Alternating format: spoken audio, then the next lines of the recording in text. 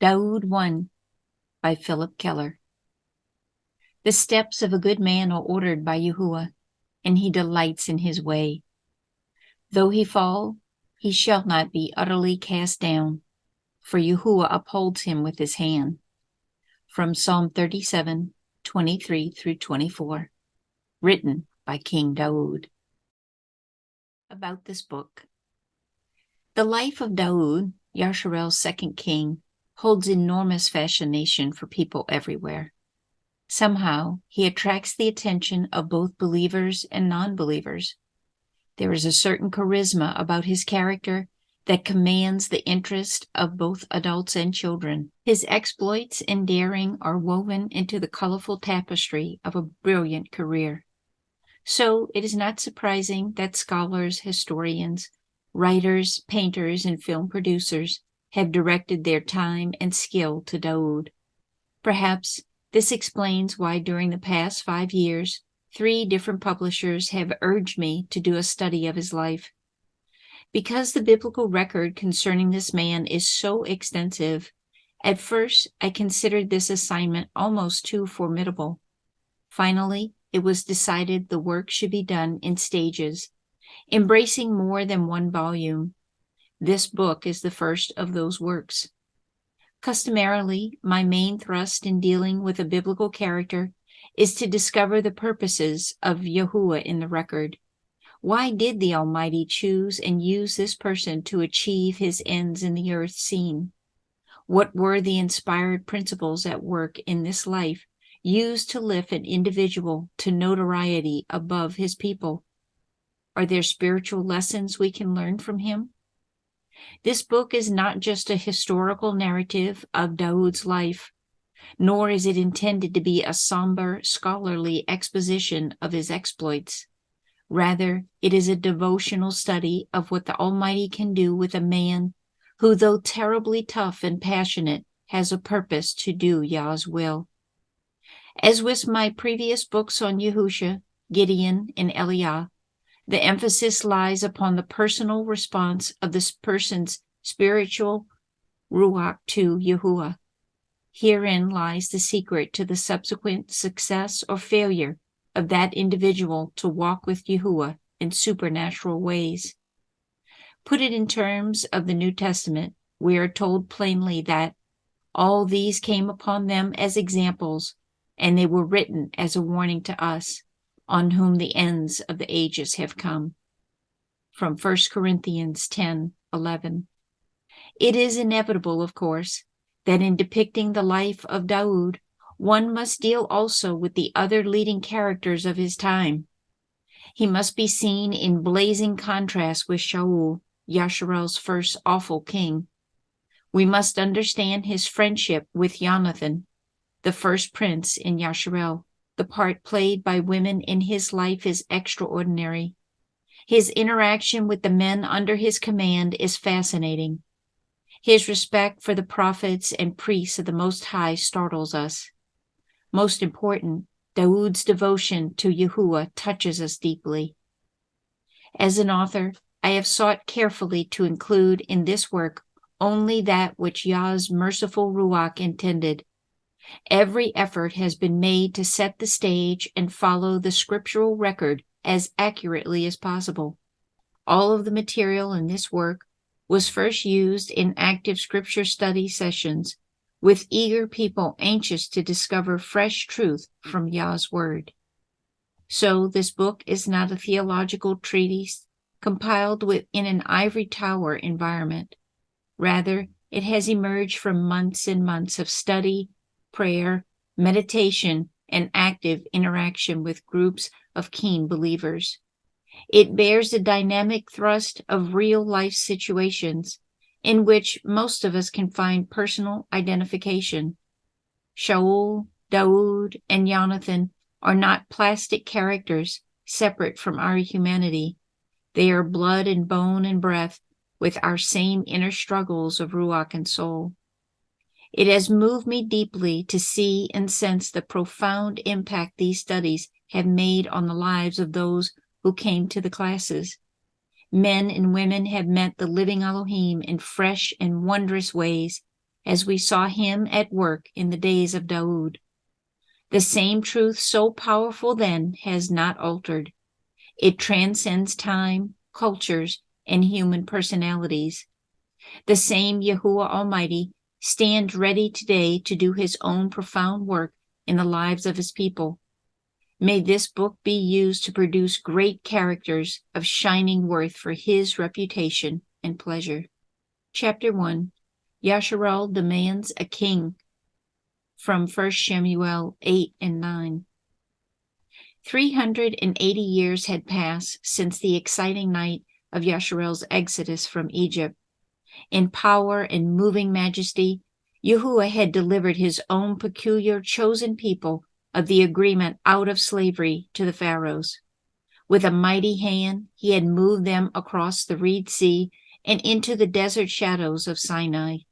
Under the guidance of the magnificent men like Moshe and Yahusha, Yasharel had traversed the wilderness, crossed the flooding Jordan, and settled in Canaan.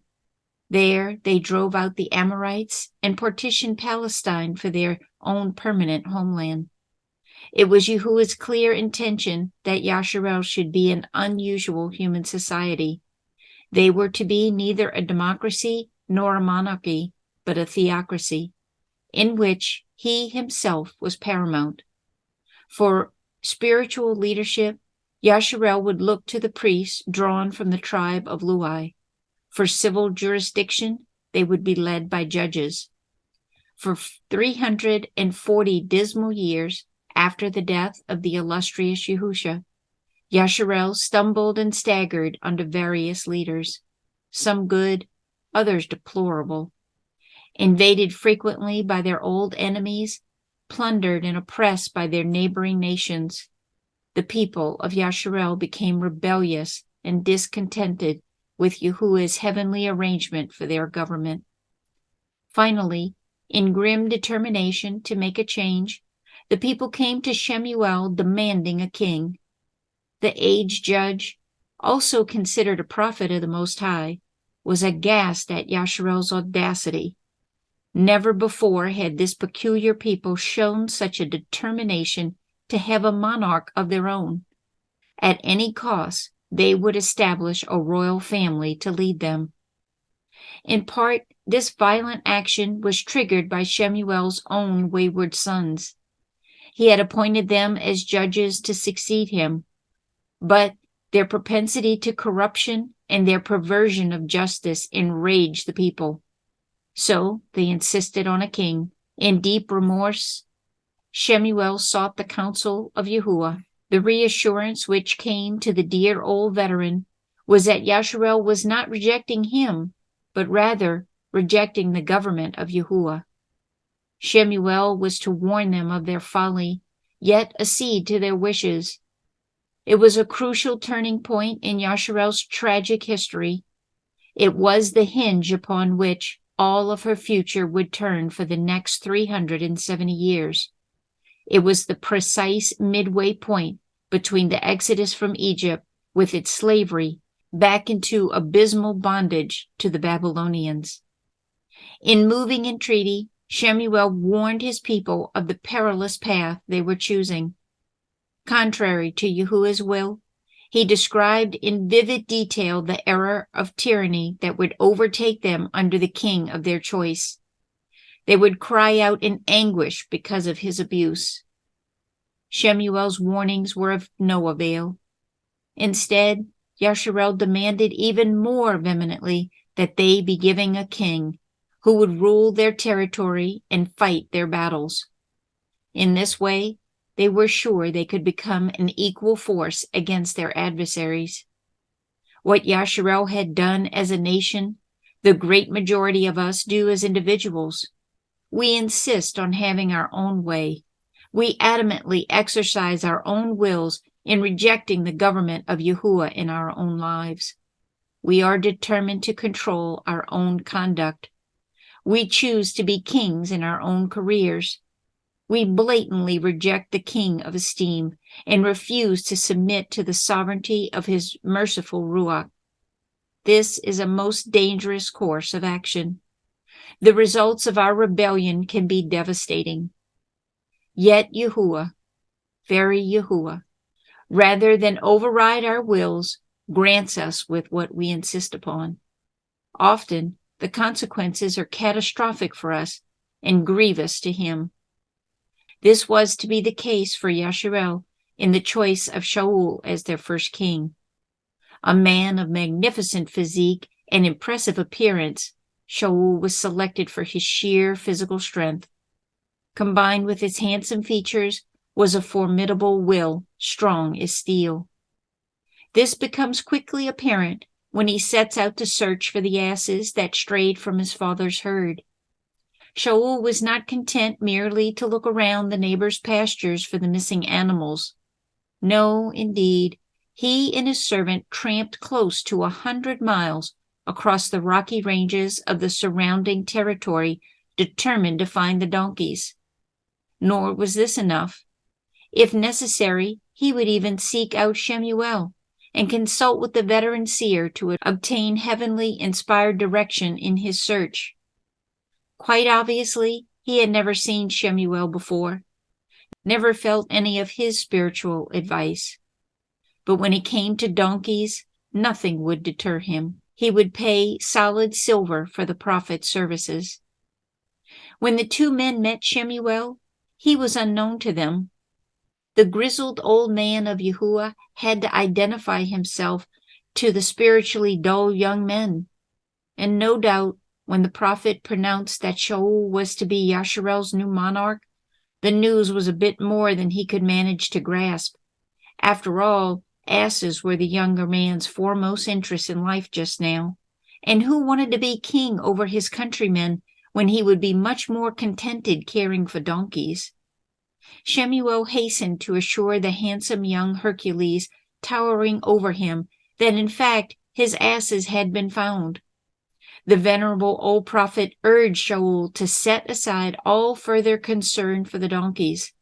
Instead, he entreated him to take seriously the new honors and responsibilities his role as king would embrace, especially a monarch in Yasharel.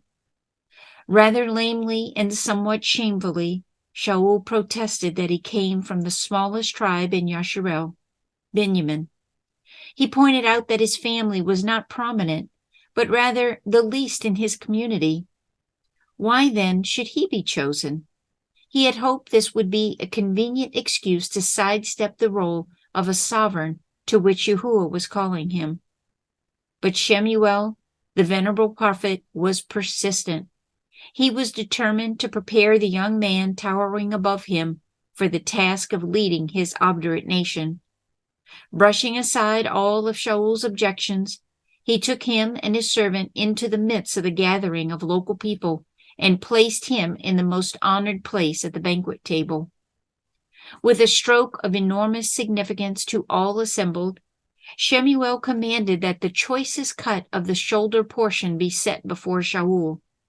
At once, everyone assembled knew the powerful import of this action. This shoulder roast was the special heave offering of sacrifice restricted for and dedicated to the lofty service of the priesthood.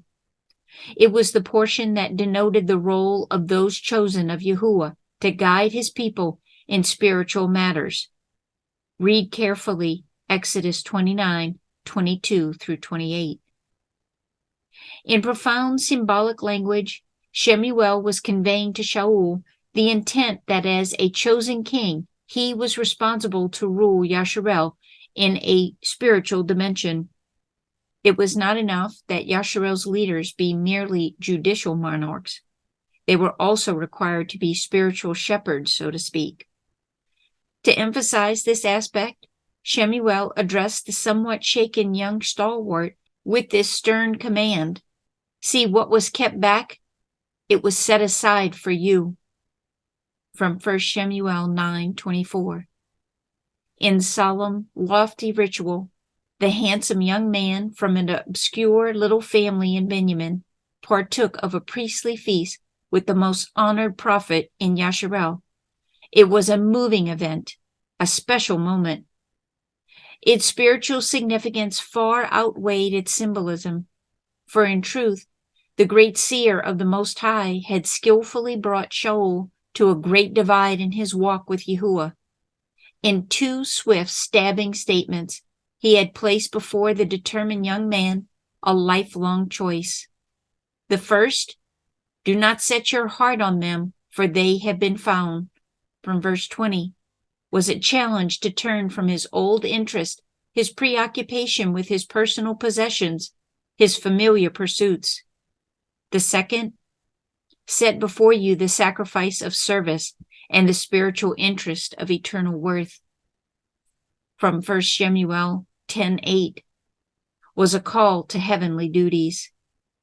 Shaul now stood challenged in spirit and ruach to either serve himself or to serve Yahuwah as a special servant king. It was a poignant point in his career.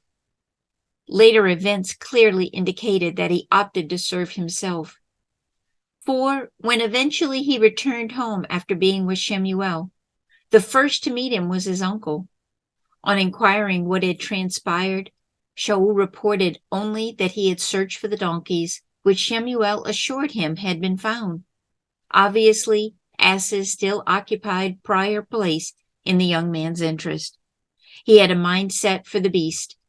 Eventually, he would make an absolute ass of himself because of this refusal to refocus his affection on the things of Yahuwah.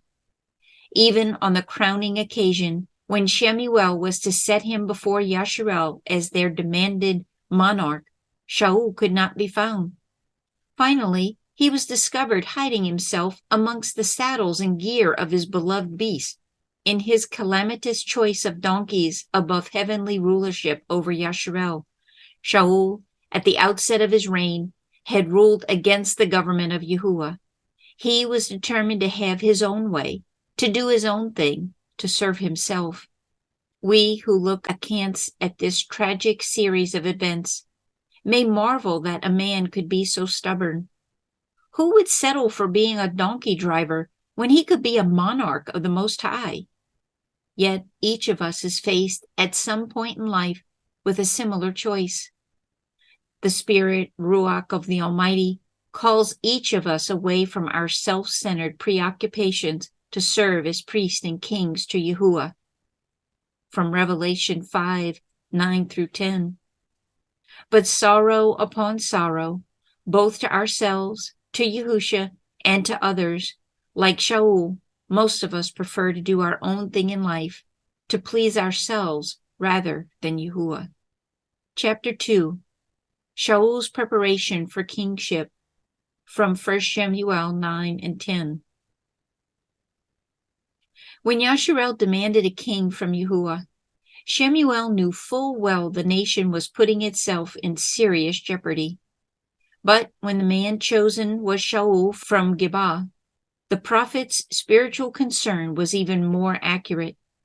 The town of Geba in the tiny tribe of Benjamin bore a dreadful stigma in the history of Yasharel. Shaul had been painfully honest when he showed amazement that anyone from his tribe and his ill-reputed community would be selected as the first monarch. He had every reason to be aghast. Gibeah is the town where the man from Ephraim, unnamed in Scripture, stopped overnight with his young concubine from Bethlehem. They were invited into an old man's home as strangers. Later, some local ruffians, a band of homosexuals, beat on the door, demanding the visitor be brought out so they could engage in sexual perversion with him. Instead of submitting to these vile demands, the visitor pushed his beautiful young concubine out the door into the darkness. Like a pack of ravening predators, the perverts rushed upon the poor girl, raping and abusing her in animal acts until dawn. At break of day, she lay dead upon the doorstep, a victim of their brutal behavior. In outrage, the man from Ephraim bore her mangled, bloody body home. He dismembered it in 12 pieces.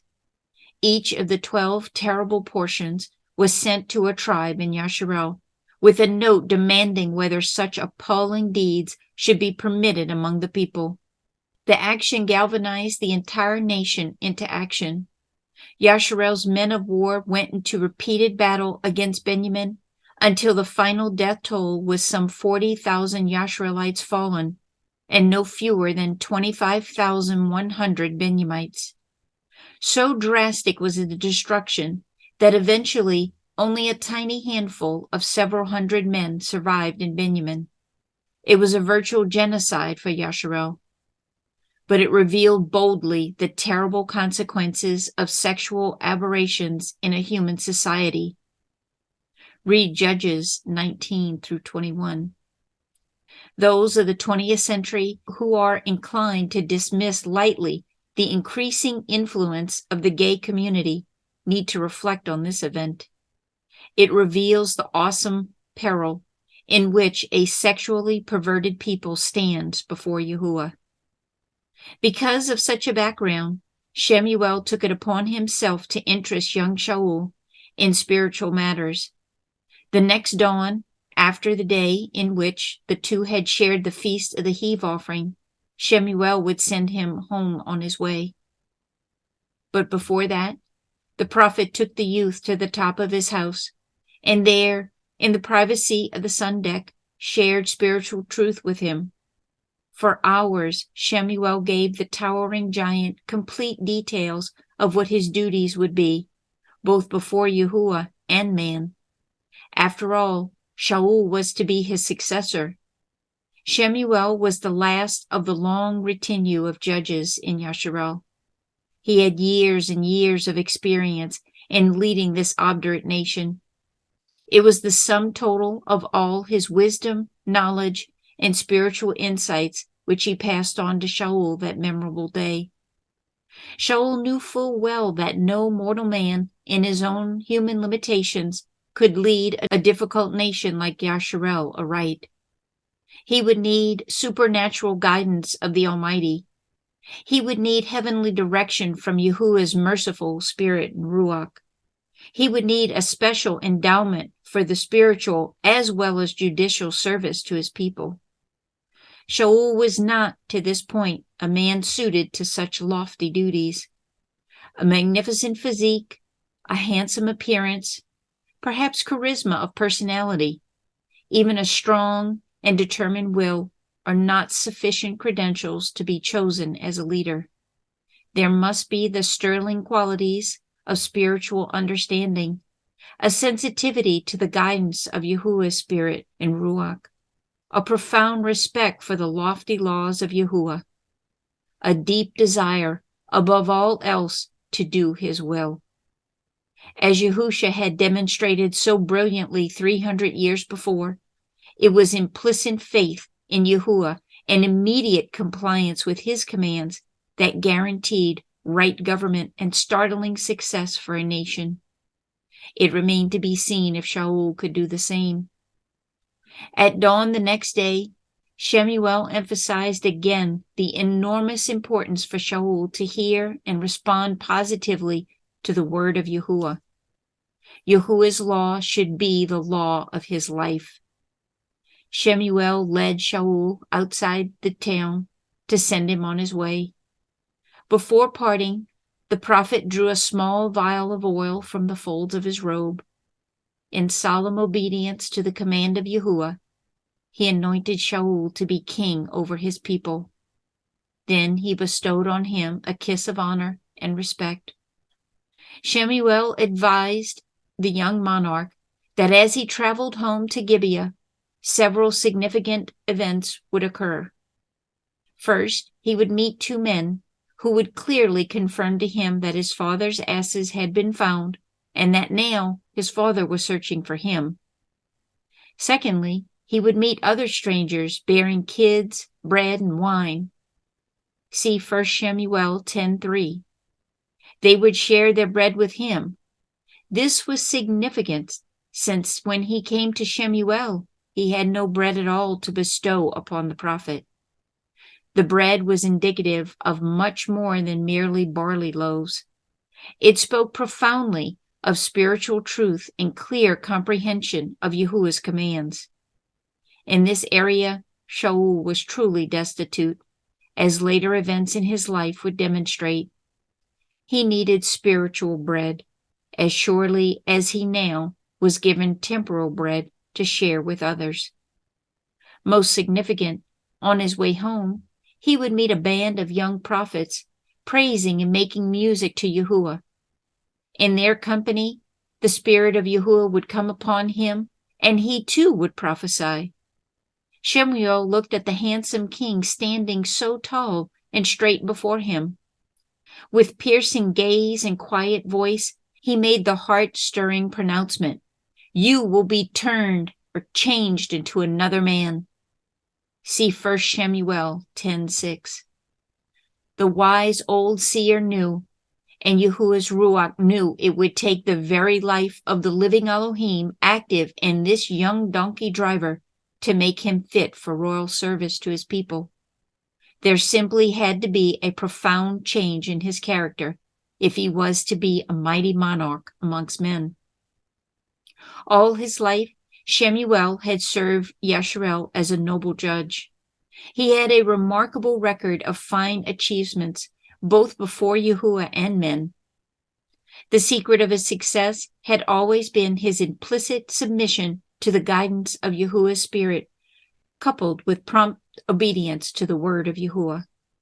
What had been true for him had likewise been true for Yasharel's chosen leaders of outstanding merit. Men like Moshe, Yahusha, and Gideon were great, not in their own might or skill, but in their total allegiance to Yahuwah.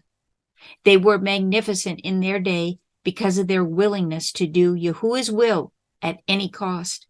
They were totally expendable for Yahuwah. So now Shemuel pressed upon Shaul the absolute imperative of doing whatever Yahuwah commanded. "Yahuwah is with you," the prophet assured him. "Yahuwah is here. Yahuwah is present. Simply carry out his commands." See 1 Shemuel 10:7. It was a declaration of enormous importance. The very first test of whether or not Shaul took this charge seriously would be 7 days later when the two men would meet again at Gilgal. The prophet's direct word to him was that he was to wait there for his arrival. Shaul took leave of Shemuel. Almost instantaneously, the spirit and Ruach of Yahuwah moved upon him as foretold. He was endued with the ability to prophesy. This special capacity was not only to speak of the future, but also to clearly converse of Yahuwah's purpose for his people. The sudden transformation attracted immediate public attention. Those who knew Shaul well could scarcely believe the change that had come over him. In astonishment, they asked, "Is Shaul also among the prophets?" See verse 11. They could scarcely credit the fact that a man like Kish, whose name means a snare, could produce a son of such spiritual stature. In fact, the entire episode became a byword in the region. With startling speed, the word of Shaul's metamorphosis sped across the country. On the surface, at least, it would seem that Yasharel would be revered not only with a handsome monarch in physical majesty, but also honored with a royal king of profound spiritual power. All the outward signs seemed so reassuring. Surely Shaul would become a national hero. The first inkling that Yasharel's initial choice of a king was faulty came almost immediately. For when Shaul encountered his uncle, the first of his family to meet him after being absent so long, he was asked a very simple question. "Where did you go?" See verse 14. Shaul's abrupt and offhand reply that he and his servant had merely gone in search of the missing asses and sought Shemuel's aid in locating them was a clear signal that his priorities were in total disarray. Asses still occupied first place in his thinking. His soul was set on donkeys. He mentioned not a word of all the profound and mighty spiritual issues Shemuel had discussed with him in such moving conversations. The things of Yahuwah, it seems, carried little or no weight, with the tough-willed young worldling. The spiritual transformations were not worth mentioning. Ultimately, this selfish, self-centered mindset would be Shaul's total undoing. It would bring him to utter ruin. It would spell his eventual rejection by Yahuwah as king. It would demand that a replacement be found in Daud as one fit to fill the role of a royal sovereign over Yasharel. We who read the record of Shaul's response to Yahuwah may, if we are spiritually perceptive, see reflected in his conduct our own characters. We are startled to see in his intransigence our own behavior mirrored clearly. Many of us who claim boldly to be born from above, to be filled with Yahuwah's Ruach, to be new creatures in Yahusha, still do not have our priorities in proper order. Too often, far too often, our asses, our pursuits, our passions, our pleasures, our possessions are much more important to us than anything Yahuwah ever did in our lives. Chapter 3. Yashriel receives a king. From 1 Samuel, chapter 10, 17 through 27, and chapter 11. Under the intimate direction of Yahuwah, Shemuel had decided that the day had come when Yasharel as a nation should receive her first monarch. As intimidated earlier, this was not Yahuwah's highest or best intention for this difficult people. Rather, it was their own insistent demand, to which he accepted. The grisly old prophet, gray and stooped after long years of service to his people, summoned them all to assemble at Mizpah. An electric sort of excitement crackled through the massed crowd. Who would be chosen as their new sovereign? From which tribe, community, and family would he emerge? A brand new dynasty was being established in Yasharel. What sort of person would be selected? Solemnly, in great thundering statements, Shemuel again reminded his compatriots of the serious step they were taking. Speaking on behalf of the Most High Yahuwah, he reasserted, "I delivered you from all of your oppressors. Yet this day you have rejected your Yahuwah, who saved you out of all tribulations. You have demanded to have a king set over you." See 1 Samuel 10, 18 through 19. The drastic decision was theirs. What they insisted upon, they would receive. They would have human royalty rather than heavenly royalty. They would have to endure the awful consequences. Tribe by tribe, clan by clan, and their assembled thousands, each integral group of people was ordered to present itself in honor before Yahuwah. This was a ritual of submission to the supreme sovereignty of Shemuel. The high priest was here enacting his final great role in spiritual authority over Yasharel. Using the inspired unction of the Urim and the Thummim for supernatural guidance, he meticulously inspected each tribe and clan as they stood at attention before him. The choice fell upon the little band from Benjamin. Then, in turn, the family clan of Matri and Kish was selected, and from them Shaul was drawn by name. It was an orderly, accepted process familiar to this strange people. Yahusha had used this method to determine long ago that Achan had disobeyed Yahuwah and brought terrible defeat on Yasharel at the Battle of Ai.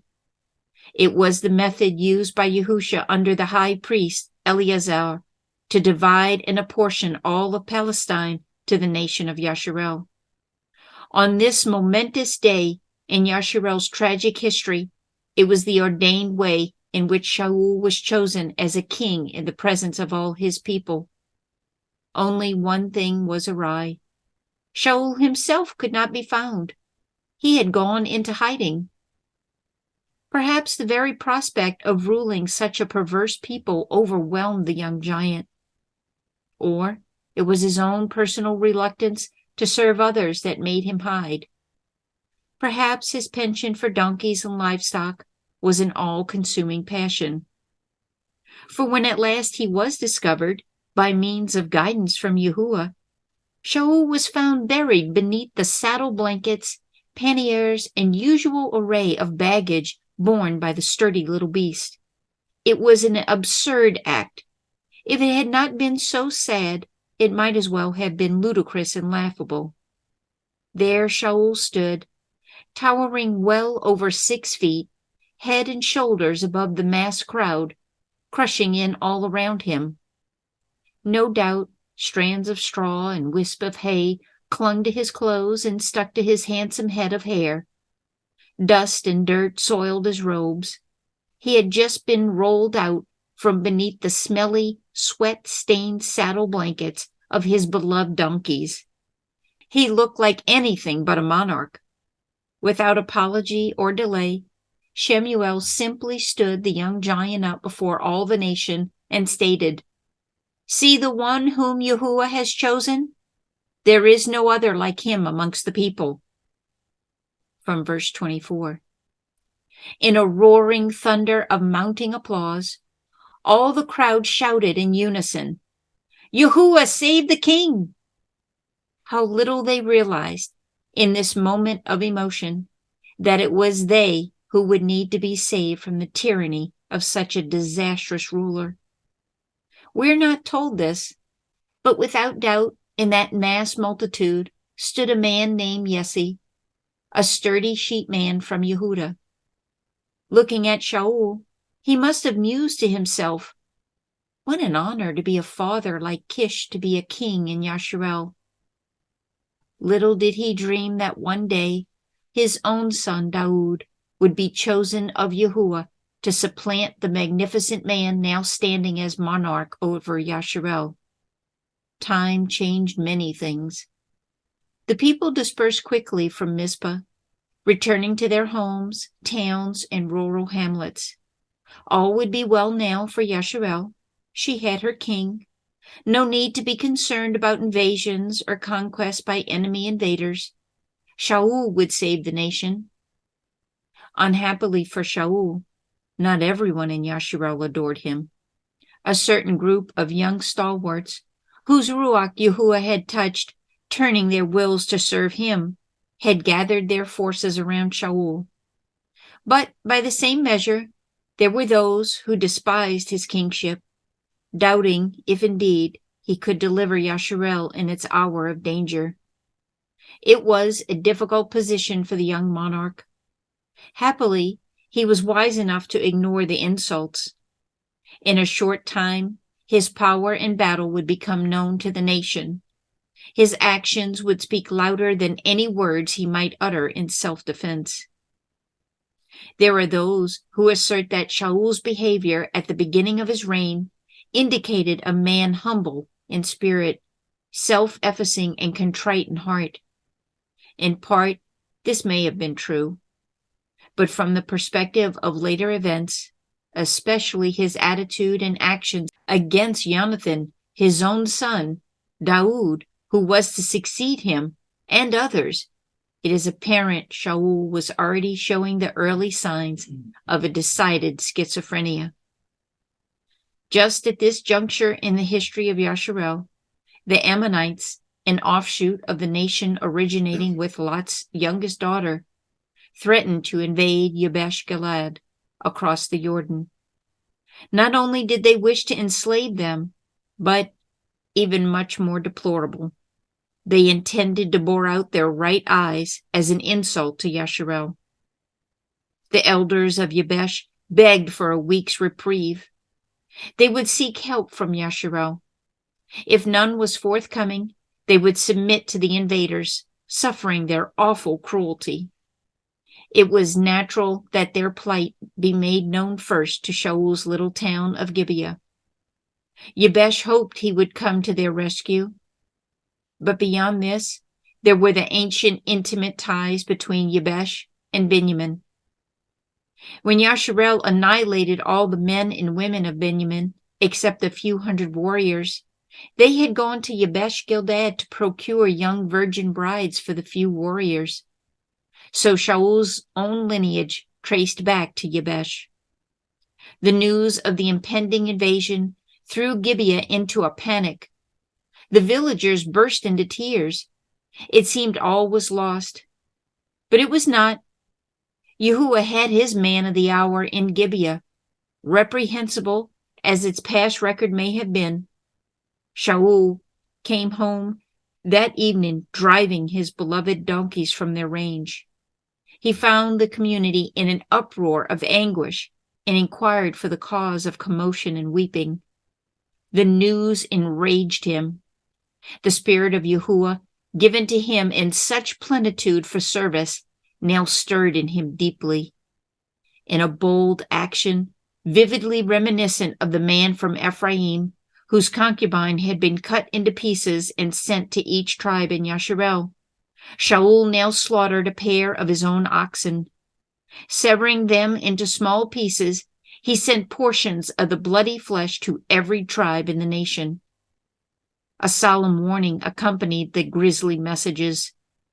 Come out to battle for Shaul and Shemuel, or your own oxen will be slaughtered in this way. See 1 Shemuel 11:8. It was the first royal edict issued by Yasharel's fledgling monarch. To a man, the entire nation responded, most of them awed by Shaul's bold action. In a matter of hours, a force of nearly 1/3 men were mustered for war.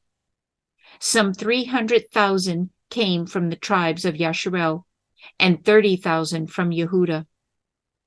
Shaul, with enormous self-confidence, sent word back to Yabesh Gilgad that aid would come to them by noon the next day. Elated, the messengers raced home with the news. With remarkable skill and speed, Shaul divided his huge army into 3 divisions. Immediately they were dispatched against the Ammonites. All this was achieved under the cover of darkness. The Yashreelites went into action during the dawn of the morning watch, from 2 to 6 a.m., taking the enemy by surprise.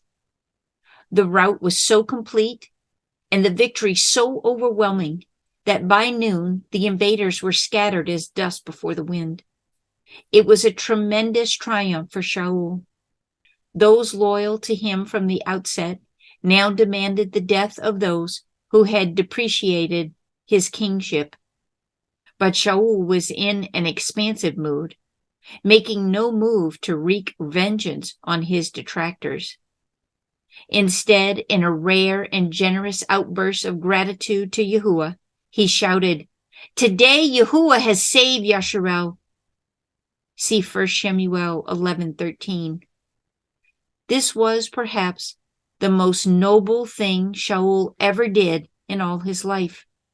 It seemed like such an auspicious omen of great hope for Yasharel's future. Caught up in the excitement of the great victory, Shemuel decided on the spot it would be in order for Yasharel to celebrate with a second coronation of her new king. He could hardly be blamed for this. After all, the first occasion at Mizpah had been such a dreadful debacle. At Shemuel's urging, all of Yasharel again gathered in a huge assembly at Gilgal. Gilgal means where the reproach is removed. Surely again, the shaky, stumbling start of Yasharel's sovereignty as a new nation was now behind them. Their magnificent monarch had established his credentials as a legitimate leader. Now was the hour to celebrate the exhilarating occasion with singing, dancing, and suitable sacrifices of peace and praise to the Most High. This is probably the only case in human history when a would-be king received the dubious honor of a double coronation. But Shaul was a double-minded man, whose character demanded much from others. Chapter 4. Receiving Heaven's Royalty. From Yohanan 1:1-14. In very truth and in actual fact, Yasharel now had received her own chosen human royalty. Shaul was firmly established as monarch in the realm. A new line of kings had come in to govern the nation. In essence, the kingdom of Yahuwah's own chosen people had been torn from his own great hands and given over to the fickle fortunes of human hands. In a word, Yashriel had rejected heaven's royalty and chosen a mere man as monarch instead. It was a disastrous decision of tremendous peril, and but for the generous mercy of Yahuwah himself, it would have spelled the nation's total destruction. Actually, in due course, this did occur. When Yasharel was overcome by her oppressors, taken back into bondage, then eventually scattered like barley chaff to the four winds of the world. The importance of this choice cannot be narrated in a book of this kind, only as an ominous historical event. For it is much more than that. It is a profound spiritual principle that engages every person who comes into contact with the living Elohim. It is the most crucial issue by far that faces any individual who enters the family of Yahuwah, who comes to Yahusha, who, by his Ruach, is made aware of the sovereignty of the Almighty. Our Messiah Yahusha, when he was here, spoke more about the kingdom of Yahuwah than any other subject. It was foremost in his attention. Is it in ours? Do we understand it? What does it mean to receive Yahusha as heaven's royalty? In recent human history, there has been a general worldwide revolt against monarchies. In North America, for instance, the so-called American Revolution against King George III of Britain and the less drastic action of Canada in repatriating its own constitution are examples of our break with the restraints of royalty. In the minds of many, through the teaching of history, the rule of a king has been equated with that which was tyrannical and aggressive. Subconsciously, many associate royalty with repression. Therefore, it is not surprising that people in contemporary society tend to reject the concept of coming under control of a king. Quite the opposite. We often pride ourselves upon our democratic ideals.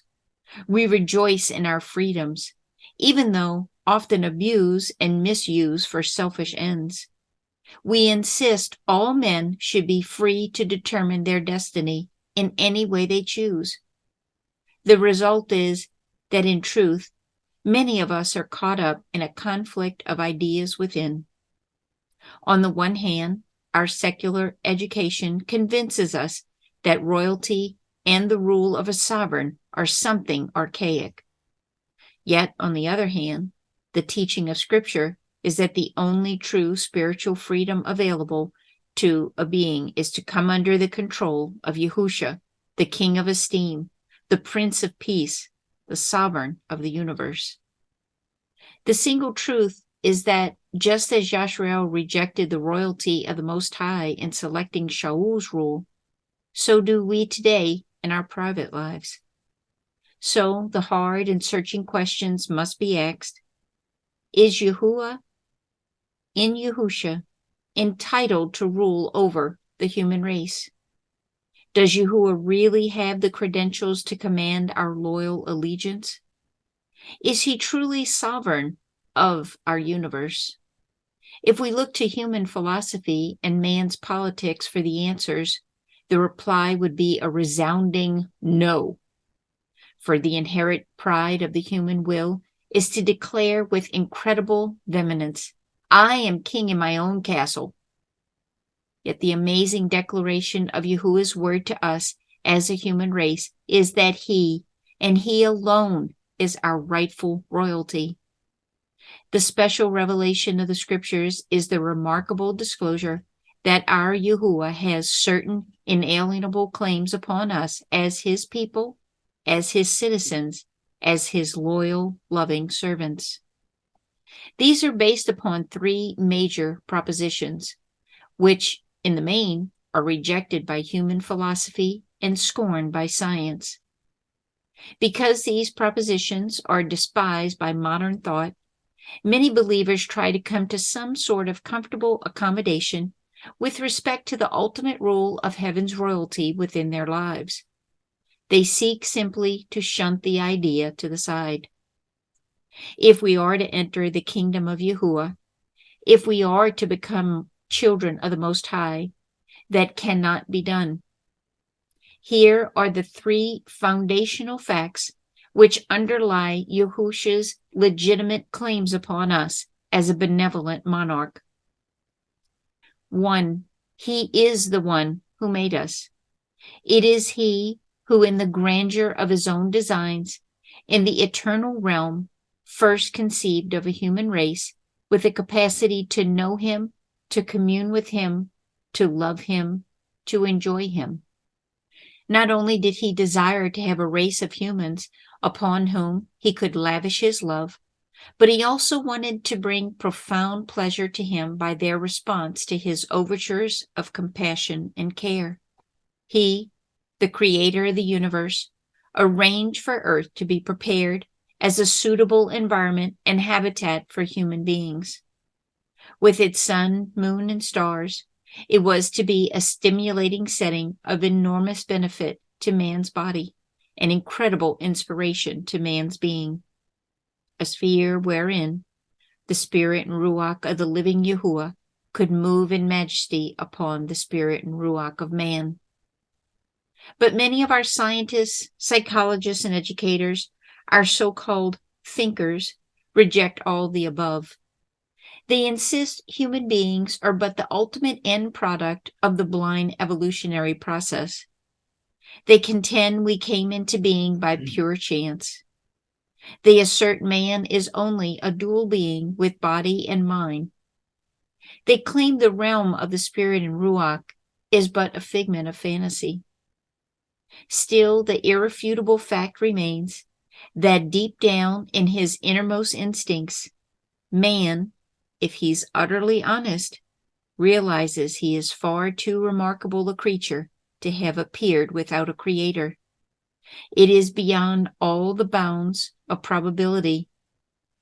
Our profound yearnings of spirit and ruach to know Yahuwah, our eternal quest for truth, our longings for hope beyond death, our ceaseless search for rest and peace, which comes only from him, attests to the fact he made us for himself.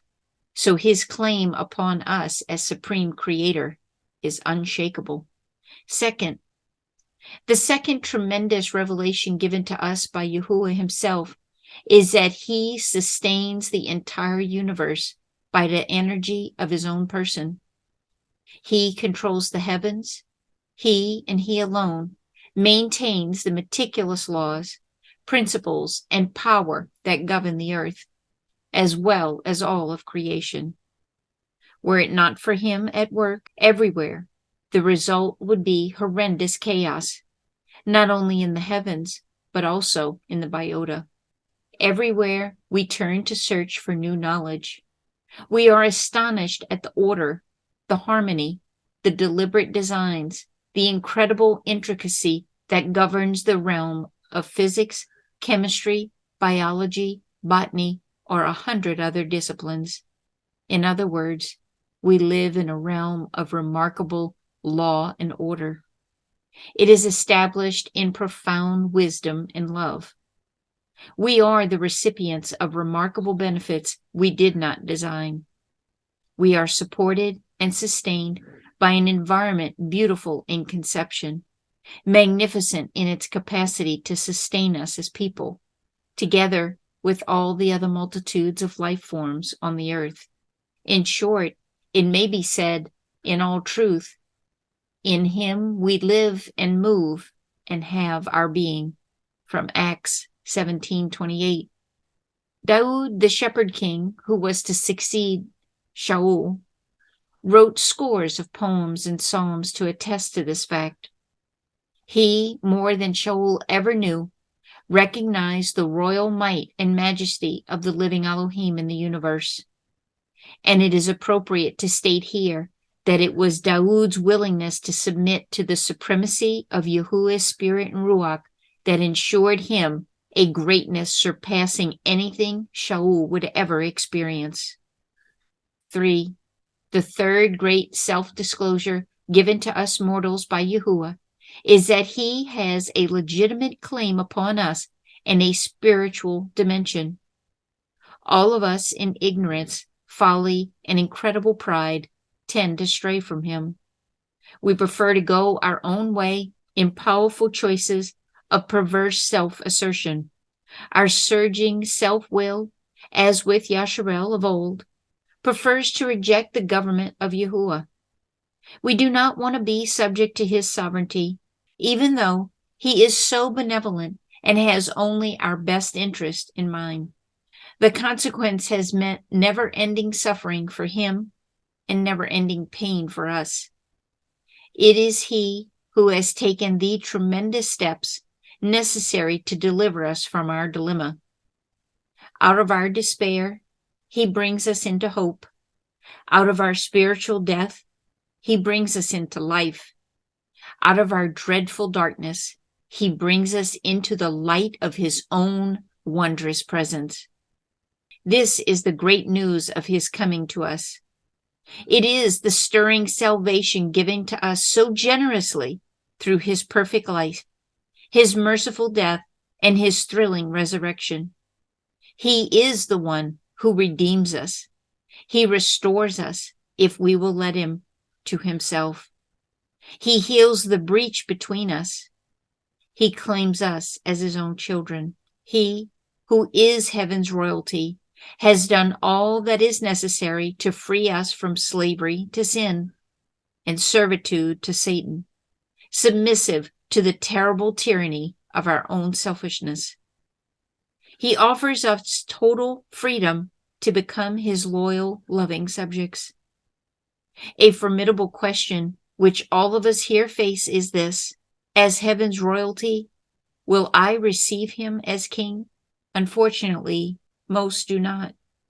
The reason is twofold. First, many are taught that to receive Yahusha is the same as receiving a gift. One just reaches out to take and possess it. Not so with a royal monarch. To receive a royal personage implies exactly the opposite. It means the recipient presents himself to the monarch to be owned and possessed by royalty. It is to declare one's total devotion and loyalty to his sovereign. Few of us ever submit ourselves in this way to the merciful government of Yahuwah. We will not submit to the sovereignty of his spirit and Ruach. We will not come under the benevolent control of the living Messiah, Yahusha, King of heaven and earth. The second reason for this is the steel-like resistance of our wills to his. We refuse to capitulate to his claims upon us. We insist on being little kings in our own castles. We are determined to make our own decisions and so seal our destiny, even if it means our ultimate destruction. This is what Yasharel did as a nation. It was the same path Shaul chose as a self-willed monarch, who came to a dreadful demise, as we shall see. But the eternal, generous offer extended to each of us is, he came unto his own, and his own received him not. But as many as received him, to them he gave the power to become the sons of Yahuwah. From Yohanan 1:11-12.